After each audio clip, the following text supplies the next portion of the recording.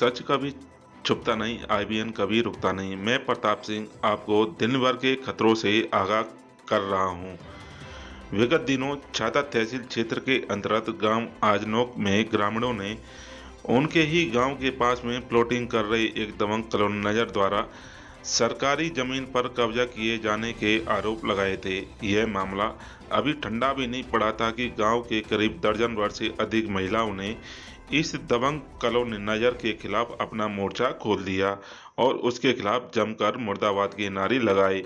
इन महिलाओं का कहना है कि उनके गांव में लिंक रोड के किनारे की जमीन पर एक पौराणिक महत्व वाला प्राचीन कुआं है, जिसकी बड़ी ही धार्मिक मान्यता है और ग्राम के सभी जाति वर्गों के लोग अपने नवजात शिशुओं के जन्म के उपरांत होने वाले कुआं पूजन में इस पौराणिक महत्व वाले कुएं को ही उपयोग में लेकर आते हैं और पूजा अर्चना कर अपनी मनौती मांगते हैं। कुएं से लगी हुई जमीन पर इस दबंग कॉलोनाइजर द्वारा आम रास्ता अवरुद्ध करते हुए अवैध तरीकों से दुकानों का निर्माण करा दिया गया है। इस संबंध में बीते अगस्त माह में एक ग्रामीण की शिकायत पर कार्रवाई करते हुए छाता तहसील के लेखपाल ने उक्त कॉलोनाइजर द्वारा सरकारी जमीन को कब्जा किए जाने की रिपोर्ट अपने उच्च अधिकारियों को प्रेषित की थी, जिसकी संस्तुति कानूनगो द्वारा भी की गई है।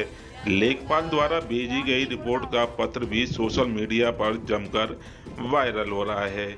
आज इस दबंग कॉलोनाइजर के विरुद्ध आवाज बुलंद करने वाली इन दबंग महिलाओं ने कहा कि इस भूमाफिया के खिलाफ प्रशासन कोई भी कार्रवाई नहीं कर पा रहा है। इसका कारण ये है कि उसकी राजनीतिक पहुंच बहुत ही अच्छी है और वह केवल अपनी राजनीतिक पहुंच और धन बल की वजह से जहां जहां वह कॉलोनी काटता है वहां सरकारी जमीन पर भी कब्जा कर लेता है और प्रशासन उस पर भी कोई कार्रवाई नहीं कर पाता है। अगर उस कॉलोनाइजर के खिलाफ कोई भी शिकायत करता है तो वह रद्दी की टोकरी में डाल दी जाती हैं। इस संबंध में ग्रामीण महिला सुमन देवी ने बताया कि कॉलोनाइजर ने गांव के प्राचीन और पौराणिक महत्व वाले कुएं पर अपने निजी स्वार्थ को पूरा करने की वजह से कब्जा करने से उनकी धार्मिक भावनाओं के साथ भी खिलवाड़ किया है और उनके गांव में चली आ रही प्राचीन परंपरा के साथ भी धोखाधड़ी करके उसको भी ध्वस्त करने की कोशिश की जा रही है। इन महिलाओं ने कहा कि इसके खिलाफ जिला प्रशासन से कार्रवाई करने और ग्रामीणों के साथ साथ न्याय किए जाने की भी मांग इन महिलाओं ने की है। वहीं ग्रामीण कौशल ने बताया कि यह भूमाफिया ऐसे ही गांव-गांव जाकर लोगों की जमीन का थोड़ा-थोड़ा हिस्सा खरीदता है और उससे लगी हुई ग्राम समाज की सभी भूमि पर कब्जा कर लेता है। इस दबंग भूमाफिया ने प्रत्येक गांव में अपने दलाल किस्म के व्यक्तियों को भी छोड़ रखा है, जो भोले भाले और सीधे साधे ग्रामीणों पर शिकायत न करने का भी दबाव बनाते हैं। वहीं सत्ता में पहुंच होने के कारण प्रशासन भी इस दबंग भूमाफिया पर कोई ठोस कार्रवाई नहीं कर पाता है और अधिकारी भी दबाव में आकर शिकायतकर्ता को केवल झूठा आश्वासन ही देते हैं। गौरतलब है कि उत्तर प्रदेश की योगी सरकार भूमाफिया पर शिकंजा कसती जा रही है। यही कारण है कि पूर्वांचल में कई दबंग बाहुबलियों की आलीशान बहुमंजिला बिल्डिंगों पर भी उसने पीला पंजा चलवा दिया है। ग्रामीणों का कहना है कि वह अभी तहसील और जिला प्रशासन से न्याय की उम्मीद लगाए बैठे हैं। अगर उन्हें यहाँ से निराशा हाथ लगती है तो वह लखनऊ जाकर मुख्यमंत्री योगी आदित्यनाथ से मिलेंगे और इस संपूर्ण प्रकरण की जानकारी उन्हें देंगे। ग्रामीणों का कहना है कि उन्हें सूबे के मुख्यमंत्री योगी आदित्यनाथ पर और उनकी कार्रवाई पर पूरा भरोसा है। ग्रामीणों ने कहा है कि वह तहसील स्तर पर पूर्व में कई बार अपनी शिकायत कर चुके हैं, परंतु सत्ता के दबाव में आकर प्रशासन दबंग भूमाफिया के खिलाफ कोई कार्रवाई नहीं कर पाता है। अब देखना यह होगा कि प्रशासन इन ग्रामीणों की शिकायत पर इस दबंग भूमाफिया के खिलाफ क्या सख्त कदम उठाएगा और प्रशासन कैसे इन भोले भाले ग्रामीणों को अपनी कार्रवाई से बताएं, अभी आप संतुष्ट यहाँ कर विरोध प्रदर्शन पाएगा। कर रही थी, क्या मामला था वो? यही मामला था कि लेकिन ये कुआं पूजन की जगह थी, ये कुआं पूजन की रास्ता थी, ये रास्ता जबरदस्ती घेर ली है इसने, लेकिन अब रास्ता को निकलने नहीं दे रहा।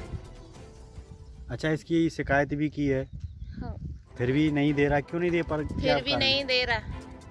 क्या लगता है आपको कि क्यों नहीं दे पा रहा है? क्यों कोई दबंग व्यक्ति है? गांव वाले ने रास्ता रुकवा रखी है, कोई कहता है कि पैसा ले लिया है गांव वालों ने, कोई कुछ कहता है, कोई कुछ कहता है। अच्छा, कब से थी ये रास्ता, पहले आपने देखी हो तो? हमने तो इस गांव में आए जब से यही रास्ता देखी थी। कितनी उम्र हो गई होगी आपकी? हमारी हो गई 50 साल की उम्र हो गई। यानी कि 50 वर्ष से यह रास्ता थी पहले और अब दबा दी गई है। अब दबा दी गई है, पहले थी रास्ता नहीं। बताएं, आप अभी मुर्दाबाद के भी नारे लगा रहे थे, यहाँ कुछ विरोध प्रदर्शन हो रहा था, क्या मामला था ऐसा? कि जो हमारा के कुआं पूजन है, जो इसे सारे काम की कुआं पूजवे आती हैं हम, तो ये त्यागी ने जो रास्ता बंद, हमारी रास्ता बंद कर दी है। हमको रास्ता नहीं दे रहा पूजने के लिए। हमें रास्ता मांगते हैं तो चुप लगा जाता है। हमें रास्ता चाहिए कुआं पूजने के लिए। पहले रास्ता थी इसमें? हाँ, पहले थी इसमें। मेरा नाम कौशल है। कौशल जी कहाँ के रहने वाले हैं? आजनों के रहने वाले हैं। बताएं, यहाँ पर एक प्रकरण चल रहा है KRS ग्रुप को लेकर के, क्या भूमिका रहती है इनकी ऐसी? इनकी भूमिका ये रहती है, पैसे के बल पर इन्हें मतलब अपने गांव वो बना रखे हैं, दलाल बना रखे हैं और उनको छोड़ रखा है और उनकी सपोर्ट में लेकर के ये गांव समाज पर, गांव की गरीब जनता की प्लाटों पर, ये अवैध रास्ताओं पर, अब इन्हें 2 रास्ताओं पर कब्जा कर लिया है, कुआं पूजन का और एक देवी मंदिर का। बिल्कुल जाम कर दिया है, कोई आने जाने के नहीं है, निकल ही नहीं सकता है बिल्कुल। तो इनका तो ये है, पैसे के बल पर प्रशासन खरीद रखा है इनने, कुछ राजनीतिक दबाव करवा देते हैं और सब मनमानी कर रहे हैं, कोई कार्रवाई होने नहीं दे रहे हैं बिल्कुल। आपने इसकी एप्लीकेशन भी दिया होगा? एप्लीकेशन जब कितनी दे दिया था, मेरा बैग भरा पड़ा है ये। अच्छा, लेखपाल की आपके पास रिपोर्ट है, क्या उसमें क्या साबित किया गया है लेखपाल ने? सभी खसरा नंबर बोले हैं इसमें, एक खसरा नंबर छोड़ दिया। 235 करीब जो दुकानें ये बनाई हैं, ये रास्ता में रास्ता कब्जा है, ये छोड़ दिया है, बाकी की रिपोर्ट उसने सही लगाई है। और अब मतलब ये आने को कह रहे हैं कि टीम गठित कर देनी है और किसी दिन आएंगे, लेकिन टीम गठित करने के बाद रिपोर्ट लगा देते हैं लेखपाल, फिर भी मतलब तहसीलदार साहब उस पर आदेश ये नहीं करते हैं कि इसको तोड़वाओ। उस पर कभी तो मतलब 122 भी कर देते हैं, 60 गांठ करके और चलाएंगे और फिर मतलब इन्हीं के कब्जे में फिर वो कर देंगे, फिर ये फेवर आदेश। कब से आप प्रार्थनाबाजी कर रहे हैं, अभी तक आपको न्याय नहीं मिल पा रहा है? मैं 7 महीना हो गए सर मुझे। क्या लगता है इसमें कोई और भी किसी का दबाव हो सकता है? हाँ, क्षेत्रीय अधिकारी जो क्षेत्रीय जो राजनीतिक मतलब ये कि यहाँ के जो बने हुए हैं, जो विधायक हैं या और भी मतलब ये के हैं जो वर्तमान में, उनका मतलब ये कि इनका सहयोग है, इनकी सपोर्ट में आकर के ये काम कर रहे हैं। क्या नाम है इनका? कौन का? इनका जो KRS ग्रुप के मालिक हैं। ये है इनका त्यागी जी हैं, जयप्रकाश त्यागी जी। अच्छा, एक मीडिया के बारे में एक चर्चा आई थी कि आप लोगों को गांव में आकर के कह रहे हैं, बेला फुसरा रहे हैं और आक्रोश करवा रहे हैं, क्या ऐसा कोई मामला है आपकी नज़र में कि जो है पत्रकार आके आपसे कहते हैं कि आप लड़िए, वो करिए, हम आपके साथ हैं? नहीं, ऐसा तो कोई नहीं है। आपने ही हिम्मत जुटाई है जो यहाँ आकर के गांव की समस्या को सुना है, मैं आपको धन्यवाद देता हूँ इसलिए।